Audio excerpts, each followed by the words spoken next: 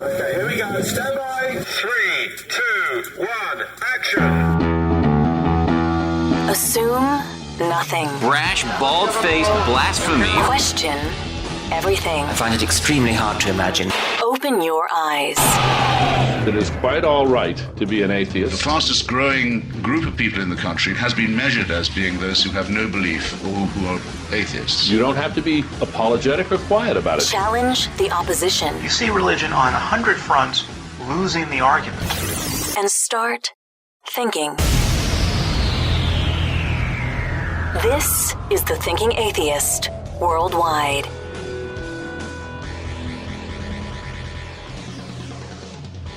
As this show releases, the Kavanaugh hearings are underway. Brett Kavanaugh is up for a lifetime appointment to the United States Supreme Court, the highest court in the land. The headlines are coming in minute by minute. There's no good time to release a show like this because so much is changing. But it's an important conversation, one we should be having, and I'm going to bring onto the broadcast investigative journalist and author Katherine Stewart, who's been following the hearings and the Kavanaugh story very closely. She can speak with authority about much of this to help educate us as to what is going on. Before I speak to Katherine, a quick background. Brett Kavanaugh is a United States Circuit Judge for the U.S. Court of Appeals in the District of Columbia. He is a Yale graduate. He has a degree in American history. He was at one point a postgraduate fellow who worked under Ken Starr. And of course, Ken Starr was behind the Clinton investigation. Kavanaugh was part of the Starr Report, which urged the impeachment of President Bill Clinton. He's a Bush appointee. President George H.W. Bush, 2003, appointed to the U.S. Court of Appeals. He was confirmed to the D.C. Circuit Court in May 2006. And he has been nominated by President Donald Trump to serve as Associate Justice of the Supreme Court of the United States. Following Kavanaugh into these hearings, a long track record of extremely conservative, some might say evangelically conservative voting in the D.C. court in almost every area of policy, and several allegations of sexual misconduct and sexual assault, which allegedly happened in the early to mid-1980s involving several people who've come forward. We'll get into those details in just a few. Kavanaugh currently has the lowest polling rating of any Supreme Court nomination since they started taking the poll. That's according to a September 23rd report in the Washington Times. Now, in relation to the allegations against Kavanaugh, it's a poll taken last week. The numbers just came out. Hemant Mehta at Friendly Atheist wrote a fascinating article about it. According to an NPR PBS NewsHour Marist poll taken last week, 48% of white evangelical Christians say that Kavanaugh should be confirmed to the Supreme Court even if the charge of sexual assault is true. Pretty much half of white evangelicals polled said that even if it was proven that he's guilty of sexual assault, he should still be confirmed to the United States Supreme Court. Let me bring on someone who's been following this story and writing a lot publicly about the story in major publications like The Guardian. Author and investigative journalist Katherine Stewart, it is so good to have you. It's great to be here. Thank you so much for having me. Our paths crossed a while back with the Good News Club. You had done sort of an expose on these religious organizations that were sort of attaching themselves to taxpayer-funded public schools. And often without the knowledge of parents, they were indoctrinating or trying to indoctrinate children. Is that an accurate way to sort of frame the Good News Club? That's right. The Good News Clubs are an after-school program targeting children in their earliest years of public elementary schools. There are nearly 4,000 Good News Clubs in public elementary schools around the country. I want to stress the point elementary.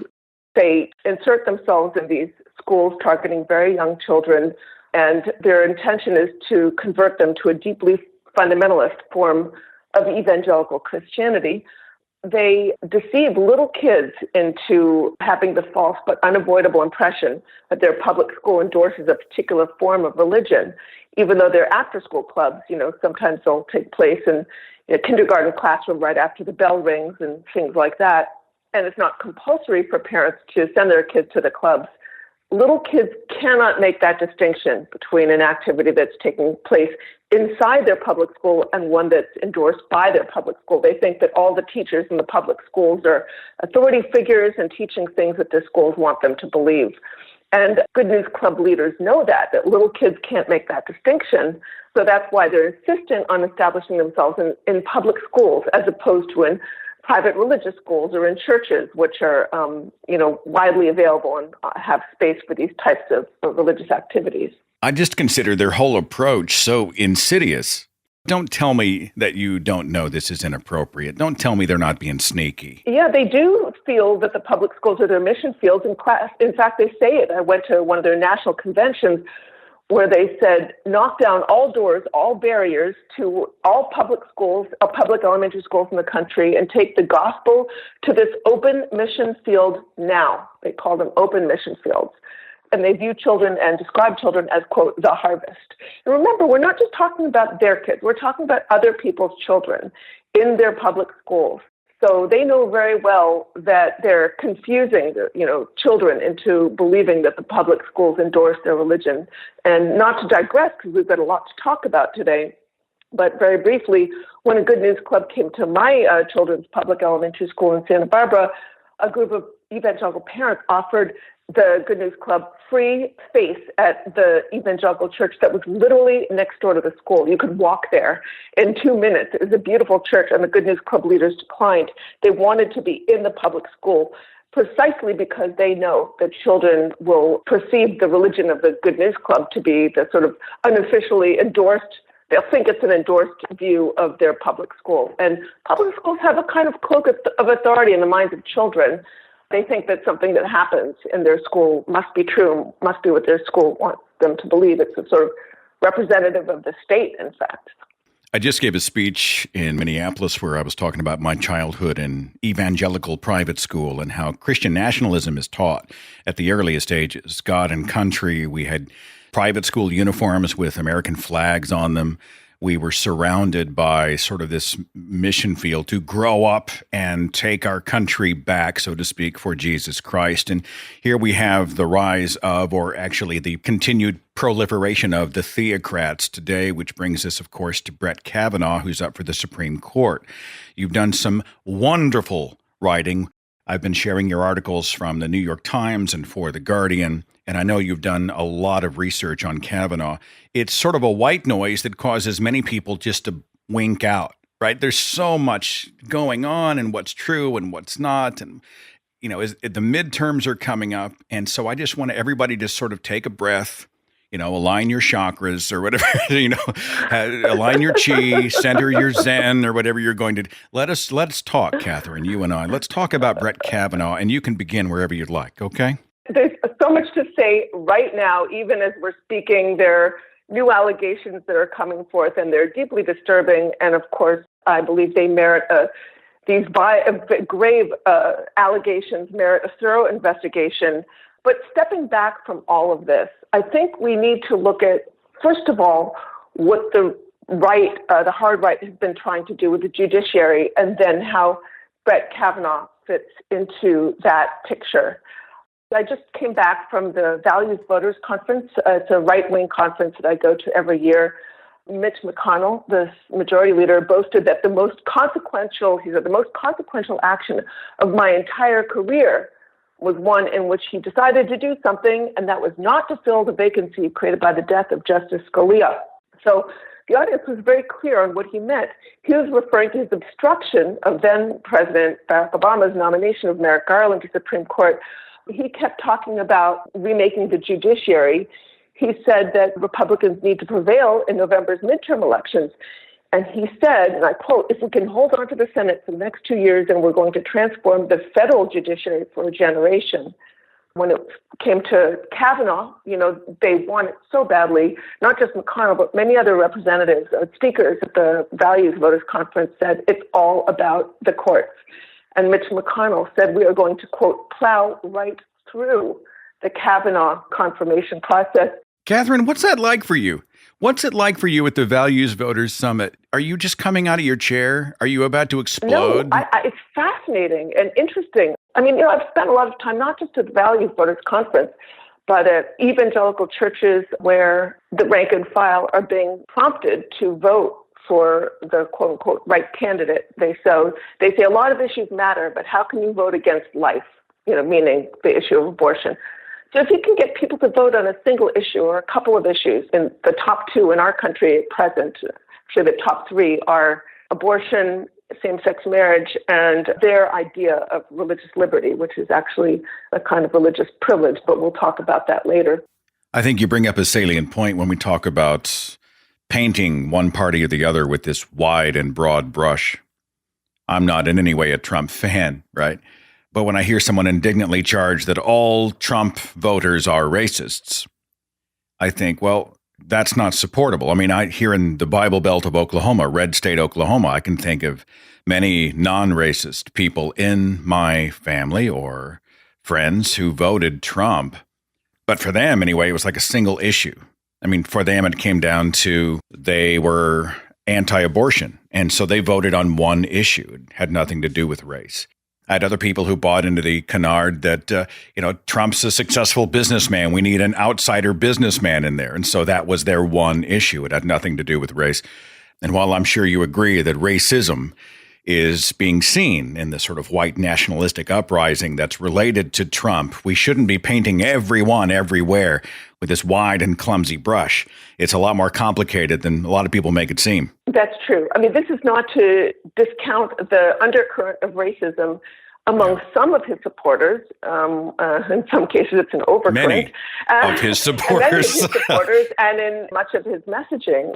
But there is more of an effort being made, and I've seen it over the years, to kind of bring in people of color who kind of adhere to the right religion or take the right stance on the culture war issues that they care about. And I think it's simplistic to call all of his supporters racist. After the UN speech, I did really catch that sort of temperature of tribalism, though, and I appreciate the fact that in the abstract to say, we need to look out for the interests of the United States, but there seems to be a very nationalistic, tribalistic vibe in the Trump era. Do you sense that? Yes. And I do think in general it's been conceived of as a white Christian nationalism, although, as I mentioned before, there are efforts to reach out to Latinos and Black Americans who are agreeing with that kind of culture war and economic, right-wing economic agenda. Let's get back to Kavanaugh. You say before any of these allegations of sexual assault, et cetera, had surfaced, long before that, there was a track record. There remains a track record of some alarming policy positions that Kavanaugh has had. Well, I think to understand the significance of his nomination, we have to look at how he got to this point in his career. He was from a kind of hothouse group carefully cultivated by the Federalist Society and given the stamp of approval by President Trump's right-wing evangelical and conservative Catholic supporters. They obviously have suppressed a lot of his documentary trail. They've suppressed a lot of his papers. We just don't see all the way, we don't have public access to all of his writings. But the part of the trail that's visible shows the way that he is going to advance this agenda. So there was a time when the wall of separation between church and state, which came from Thomas Jefferson's pen, was part of the furniture of American constitutional thought. But in a recent speech, Kavanaugh actually criticized this idea. He seized on a dissenting opinion, which his judicial hero, Judge Rehnquist, had argued that the wall metaphor was based on bad history, and he said it was useless as a guide to judging. And then we see this in his cases that he rules on. He had this dissenting opinion in the case Priests for Life versus Health and Human Services. Kavanaugh argued that requiring an organization to fill out a one-page form that would have exempted it from providing contraception coverage for its employees imposed a substantial burden on its free exercise of religion. So he sort of felt very acutely that these priests and nuns, as part of Priests for Life, don't want to participate in offering women comprehensive reproductive care. But then in this other case, Garza versus Hargan, which is, I think, as we speak, it's actually being reheard. It involves a, undocumented teenager who was in federal custody, 17 years old and pregnant. She really wanted an abortion because who knows how this poor young girl got pregnant. She was insistent that she have an abortion. This was in the state of Texas. She had already fulfilled Texas's incredibly onerous requirements for obtaining an abortion.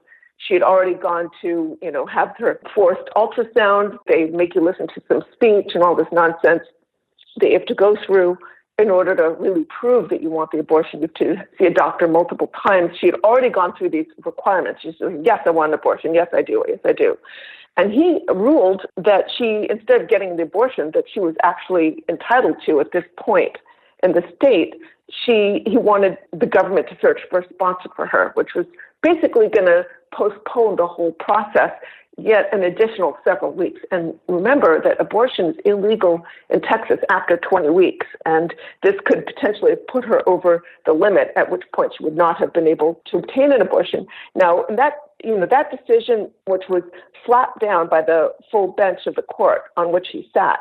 But during this hearing, he actually made a couple of telling remarks. He called abortion a, quote, momentous life decision, and he referred contemptuously to abortion rights as, quote, abortion on demand. Now, that's precisely how religious liberty works today, their idea of religious liberty. They maximize the moral anguish of people whose religion and values they favor, and they minimize the rights and suffering of the people whose views they disfavor. And that seems to be, so he really cares about the poor preach for life because they have to fill out this one-page paper. But he doesn't really care about this poor, undocumented girl in federal custody who is pregnant against her will and wants to have an abortion. That kind of shows where his sympathies lie. There are other cases that show this kind of idea of religious privilege. Ted Cruz was sort of asking him about religious liberty numerous times, and he spoke movingly, Kavanaugh spoke movingly about people who had been prevented from airing their religious views in the public square. But he also endorsed an appeal to, quote, history and tradition in justifying the mixing of religion in public schools or government functions or prayers before public meetings and things like that. Now, he showed no awareness whatsoever that appeals to, quote unquote, history and tradition are really aimed at helping people who can claim that their religious tradition, their religious history is the one that is codified in our founding documents. As the religious right they've embarked on this effort to rewrite our history to conform to kind of Christian nationalist fictions. They've been using the history and tradition arguments for things like Ten Commandment statues in courthouses and on government property and in God we trust on the money. Well, one of the arguments is we've removed all religious context from it. Now it's only about history and tradition. And I just find this bizarre how eager they are to just sort of, for the purposes of keeping it in play, saying, well, we've actually sort of redacted all the religious symbolism. It's true. Well, it also sustains this myth that the religious right likes to push that early America had a single religion of Christianity. In fact, if you look at the history of our country, different Christian sects were bitterly divided and very antagonistic from the very start. And also, many of America's founders, like James Madison, for example, were firmly opposed to precedents of church-state entanglement, such as congressional chaplains, which he opposed. We also forget about the 1840s to the 1870s, the 1830s to 1870s, when large numbers of Catholics immigrated to America. It created havoc. I mean, back then, nativist Protestants really opposed the involvement of Catholics in public education. They wanted to sort of prevent them from reading from their religious texts. They wanted public school children to have to read from the Protestant Bible. And things really came to a head. People fought and died in the streets of Philadelphia. I think 24 people were killed over whose religion is going to dominate in the public schools. And the Cincinnati Bible Wars saw another sort of eruption of these types of disputes. So you can kind of see when in the history of our country, one religion in particular has attempted to dominate or has attempted to sort of commandeer the public resources in the government for the promotion of their religion alone. It's really created an untenable situation, and it's not where we should be headed. Talking here with author and investigative journalist Katherine Stewart. Betsy DeVos is a big advocate for vouchers. I believe Kavanaugh fits into that category as well. Do you want to sort of explain vouchers for those who are kind of wondering what we're talking about and get into Kavanaugh? Sure. They're a way of funneling taxpayer dollars to private schools. And a lot of the voucher money goes into religious schools, which are then free, of course, to teach creationism and climate denial and bigotry or contempt toward people of other faiths.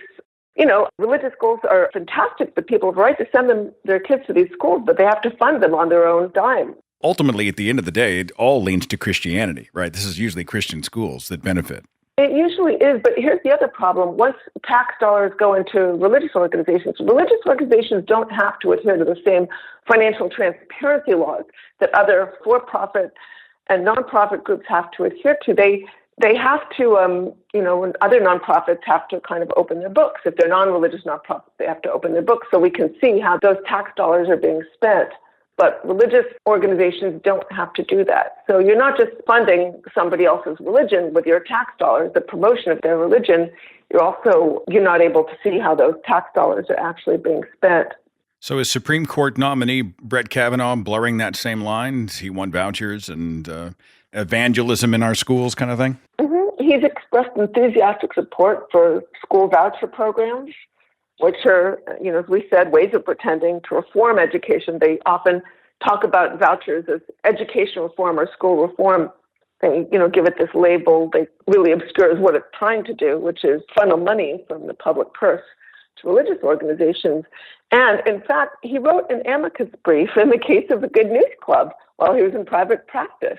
He supported the idea of Good News Clubs operating in public schools. The idea, of course, is supposedly that these types of clubs are available to representatives of all religions.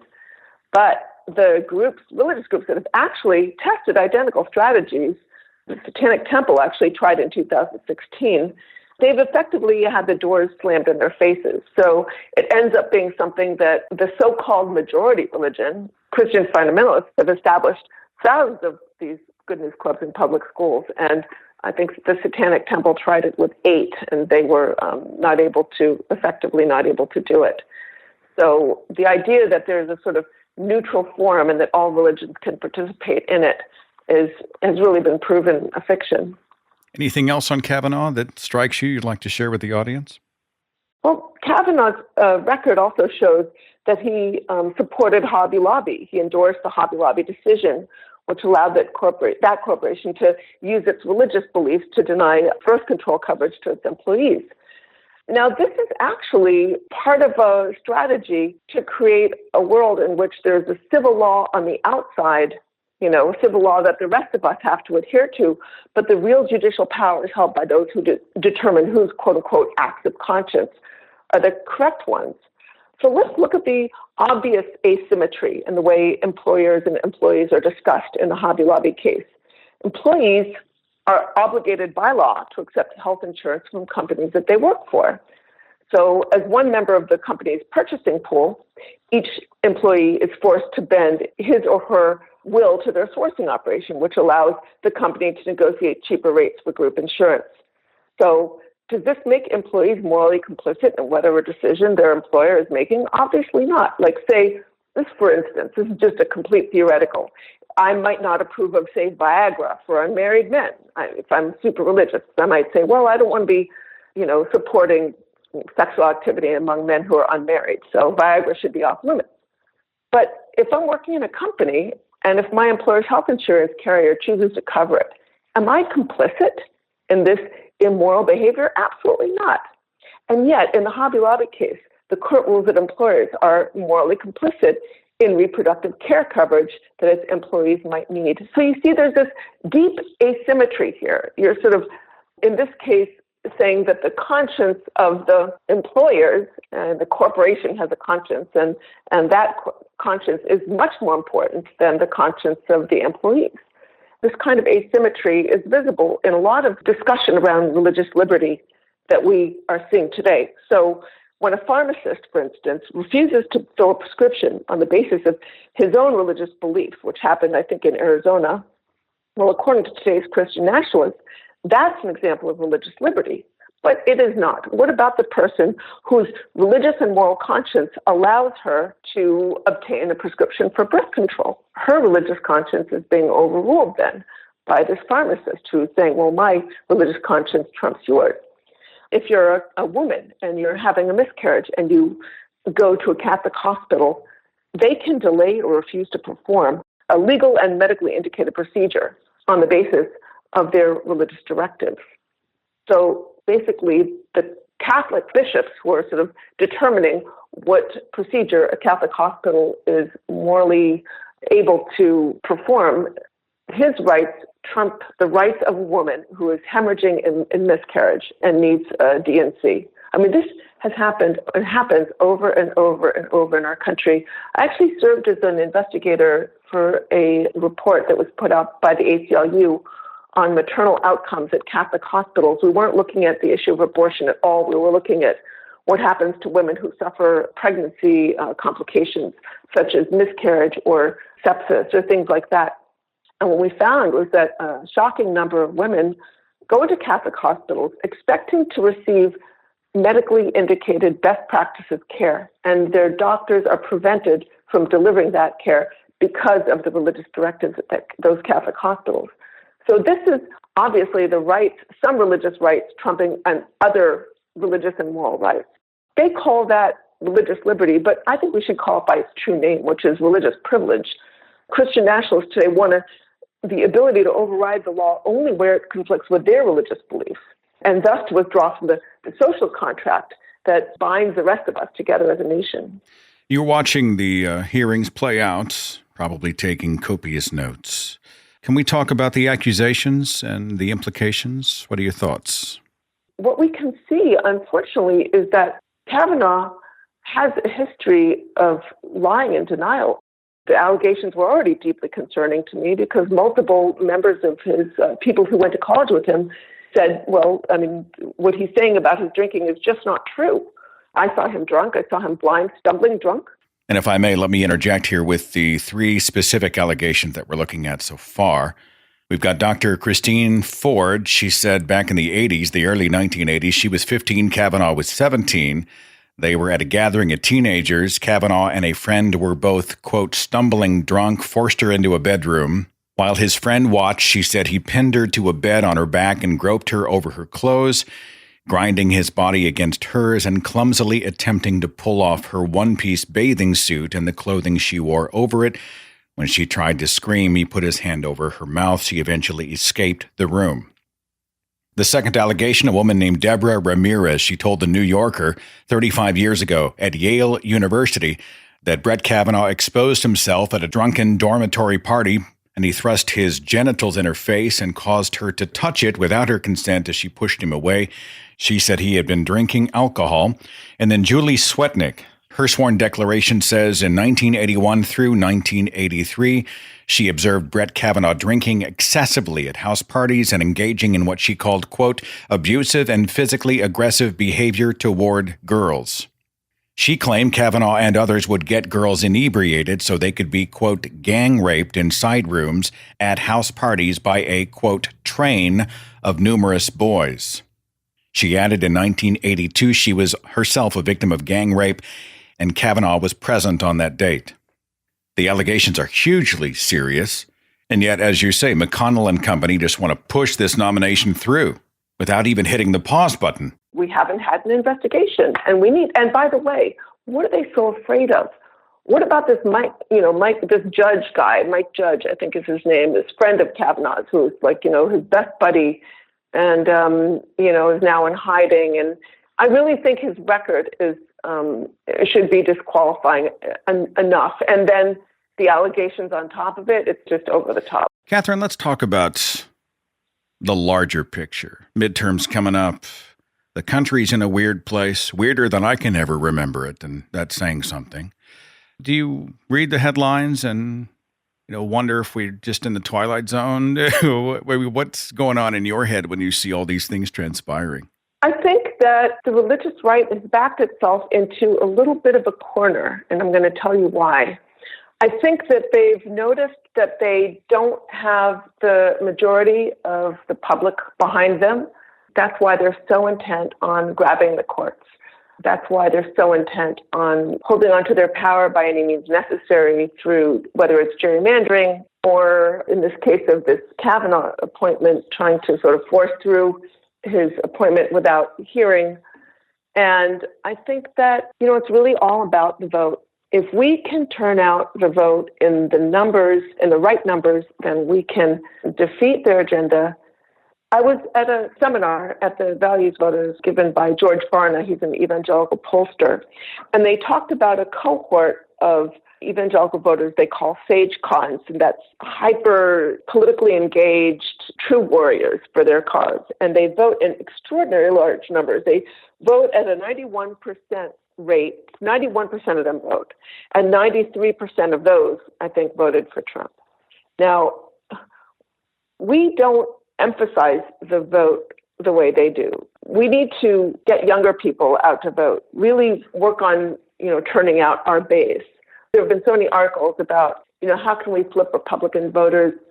Well, there's a certain number of people we're not going to flip their vote, but there are also a lot of people who agree with progressives and liberals and centrists on many of these issues. They have a positive view of religious liberty as freedom of conscience for all, but also recognize that the rule of law should apply to everyone, regardless of your, whatever your religious beliefs may happen to be. And we need to get our people out to vote. Katherine, I know that your website used to be thegoodnewsclub.com. Is there a better way for people to connect with you and your work? I'd like for those interested to be able to sort of follow your stuff. I'm presently redesigning my website, so you can follow my work on my Twitter feed, which is Kath S. Stewart, KathSstewart. I've not been tweeting a lot because I'm working on a new book about the rise of the religious right for Bloomsbury Publishing. It should be coming out in 2020. And I do tweet out my articles as they appear, mostly these days for the New York Times. It's probably hard because the seas are changing, right? I mean, there's so much happening in this kinetic environment that writing about the right, it's almost like moment by moment journalism. You're right about that. But I'm encouraged that more people are taking this issue seriously. I think for a long time, people didn't really want to look at the rise of the religious right because it involves religion. And look, it would be a much nicer world if we could all sort of respect one another's right to believe or not believe as we choose and have, questions about policy and politics without regard to that private world. But the fact is there is a group in our society, one group that seeks to sort of rewrite the laws and claim a place of privilege and roll back much of the progress that we've achieved over the past decades. And I think unless we confront that fact, we're not going to be able to really understand what's happening in our politics today. Katherine Stewart, it's always a pleasure to speak with you. I will put your Twitter link in the description box of this broadcast. All my best on the new book coming out in 2020.